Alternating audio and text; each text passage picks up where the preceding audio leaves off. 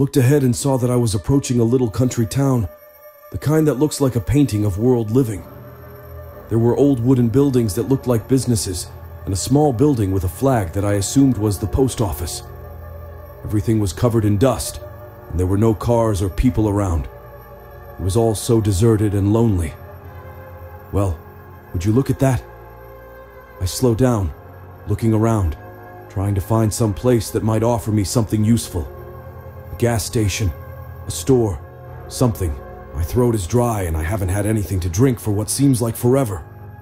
There's no AC in this truck, and I'm so hot that I almost can't stay conscious. I need water and a cool place to rest. I need a bath and to get this dust off my skin. And directions. If I can figure out where I am, maybe I can get... Why? The rattling. I was so distracted that I missed the freaking rattling, and that mistake might cost me my life. I slammed my foot on the gas, trying to put some distance between myself and this monstrous woman. I speed on, throwing up dust behind me, and take the curve in the road around the little post office. Oh, crap. As I rounded the corner, I ran right into the smiling woman, her arms all extended as she reached and grabbed the truck from all sides. Pulling, she lifts the truck into the air and rips the truck apart, dropping me onto the dusty road. Ah, crap. The woman is smiling at me with that awful, sad smile, and I feel sick. My head is throbbing again, and I feel the trickle of blood from wound that I believe brought me to this place. I need to get away from this thing. Leave me alone. I raise the gun and fire it at her face, again. The bullets strike her head with a sickening thud, and part of her head is blown away. She falls again, and I run towards the buildings in the town. I need a place to barricade myself in. Maybe I can hold out long enough to find a way to kill this thing. The thing with the rattling arms and the single word. Why? I don't know what to do. I check the gun.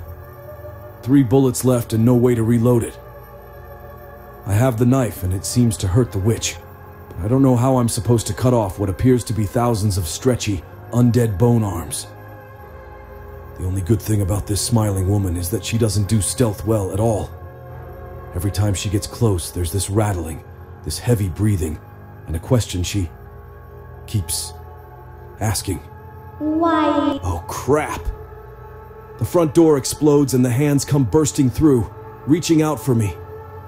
I can't figure out how this thing keeps finding me or why she keeps terrorizing me.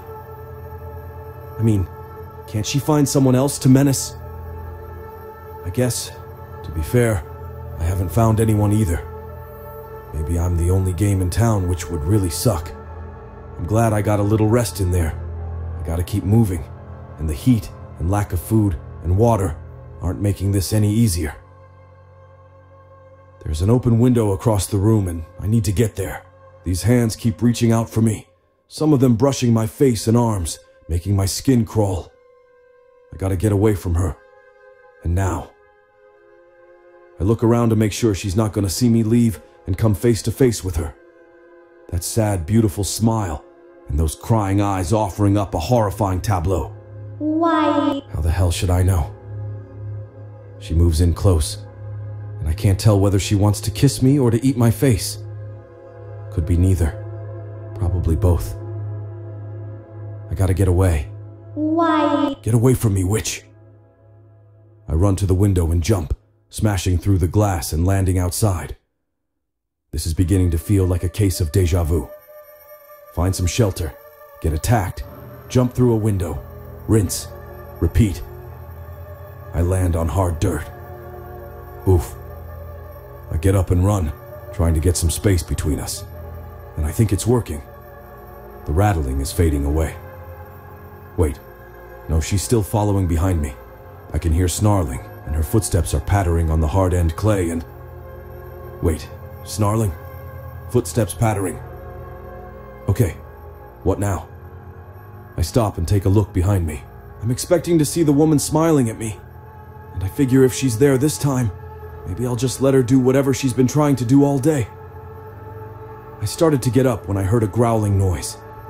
I see a lone wolf staring at me from the other end of the alleyway. I look to the other end to see no wolf there and run that way. I never thought that I'd be happy to see wolves. At least those are just regular scary. I walk down a street to see another wolf on top of a car. I dash down a side street and see one looking through a shattered window in what looks to have been a dress shop. I speed up and run to a grocery store to see a wolf inside on one of the counters growling. I turn and sprint away to the nearest clearing, a park. I stand by a big rock in the middle of the clearing with a fountain around it. I ready my gun and knife. Okay, mutts, if you want a piece of me, come get it. I won't be hunted like an animal. If you want some, come get it. The wolves surround me all growling, waiting for the chance to strike. One pounces and I slash at it, leaving a gash over its eye. It falls to the ground as the others all leap at me. Suddenly, the wolves are captured by the hands of the skeleton monster and thrown away and killed. That chick is still ticking after all that. I run away confused, but grateful. I turn to see the creature fighting the animals. They're fighting to see who gets to kill me. Where the hell am I? In the distance, one wolf.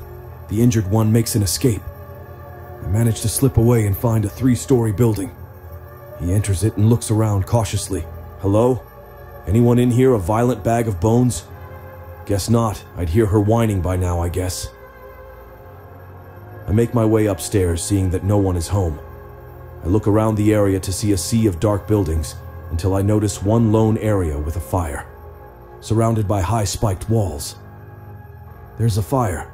A fire means people are around here, but dang if they ain't far away. Say about 1 or 2 clicks. I look around the area, rubbing my head. Screw it. I slowly moved out onto the street. It's quiet as I make my way towards the location with the fire. I walk across a field and see the corpses of wolves.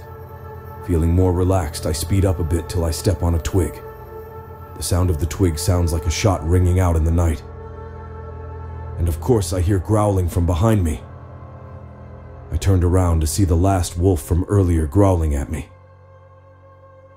Well, this may as well happen with how my life is going. I grab my knife and drop into a fighting stance. If you want to kill me, you're gonna have to fight for it, mutt! The wolf stares at me and I back at the wolf. The wolf lowers its eyes and looks away sadly. It slowly limps away. As it gets a little ways from me, it turns to look at the dead wolves and howls sadly. I hear rustling all around as the dead wolves slowly stand up, as if they were alive again. They all slowly make their way towards the remaining injured wolf, and they walk away, leaving me by himself. Well, I'll chalk that one up as a win. I'm walking down the middle of the street, constantly checking all of the sides with my gun and knife out. All of a sudden, I grab my head as I'm hit with intense pain, followed by an influx of memories. My head. Again. I seize a memory of himself and a woman with long black hair whose face I can't quite see. We both seem to be years younger than now. I see us walking into a carnival. The woman runs ahead of me and turns around and waves back, yelling, "Ha! Come on, army boy. Keep moving." I frowned. Marines, not army. I told you. I take my hand off my head. I'm talking to my memories now. Well then. I laugh. Kinda hard to believe that's an improvement, but at least I know I was a Marine. Hoorah, I've got this. I look at my hand and it's covered in blood. I feel a pang of pain on my head. When I go to feel my head again, I feel it again. The hand of that skeleton woman. She's squeezing my head. I take my knife and cut the hand off in a hurry. I rip the hand off of my head and throw it away. I look up to see the rest of the arm retract into the darkness down the street. I tried hard to see where it went. I aimed the gun at the general area where the hand retracted and walk forward slowly. I suddenly hear a rumbling followed by the appearance of the woman's red eyes. She just won't leave me the hell alone. I start to fire bullet after bullet at the monster. The monster retreats into the darkness, and I turn to run when I feel that I just can't move any further. I look down and see 2 hands from under the concrete trying to pull me down. Hands burst out from the ground all around me and start to pull me down. As my vision starts to go black, I hear a horn blaring. I land on the ground and look up to see a blood-red dark sky. At the edge of consciousness, I see a light flashing. Then nothing. I wake up in a panic and reach for my weapons only to find them gone. I look around to see a fat man in a trucker hat driving the truck with a small boy in the passenger seat. I look up to see I'm resting on the lap of a black-haired woman. It's okay, soldier. I got you. I sit up and rubs my right temple again. Where's my stuff? Another shifty-looking man appears in the third row, seating, holding my knife and gun. You mean these? Give them back. Hell no. These belong to us till we decide to give them back. Look, kid, John, we just got him. Can you not turn him against us? The outsiders are enough. Outsiders? Yeah, that thing that was chasing you. It's one of the monsters we call the outsiders. Wendy taps the boy in the passenger seat on his shoulder. The kid apparently can sense them when they get close, so we brought little Roy here as our radar system. The fat man in the hat smiles as he looks back. And that's how we found you. You see, we was tired of waiting on rescue and we was gonna journey out ourselves, but thought we should try and take a couple of them out. How many of them are there? Well, there's 7 at last count. Roy, why don't you go down the list for the newbie here? Oh, okay. Well, there's Klinger. You already met her. She's the only one who we've seen up close. Then there's Ms. Bitters. She's a creepy lady that hangs around the hotels. Then we got Bubba. He's a big fella over in the industrial section. Then there's the kid and princess. They kind of just pop up whenever. The last is the scariest, though. Mr. Shifter. He's a body changer, so it's hard to trust new people. You said there was 7. I count 6. Well, It's okay, Roy. You don't have to talk about that one. Roy turns away and looks out of the window. The last one is the shadow. He just floats in random areas, and if he sees you, he calls the others to eat you. Did the boy see it? Yeah, his parents got eaten by the shadow, left him and his little sister all alone. I don't know where in the world we are, but it ain't good, and that's why we getting out. You said that before, that y'all were going to be traveling to get out of here. Is there really a way out? Well, the word is a man they call Styx has a way out, and he's getting people out of here. He's located down south towards the ocean.